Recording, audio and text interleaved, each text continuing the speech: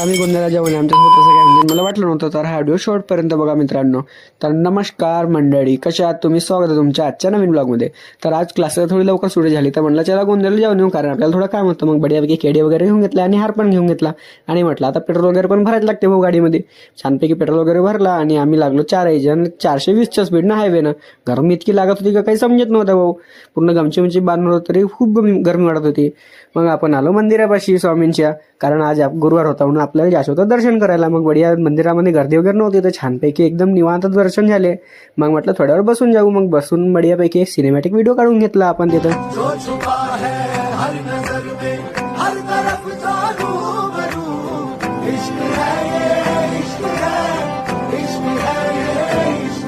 आणि हा व्हिडिओ जमला का तर कमेंट करून नक्की सांगा बरं मित्रांनो. आणि बाहेर निघून पाहत होते आणि हा मोबाईलचा पूर्ण कबाडच करून टाकला होता भाऊ.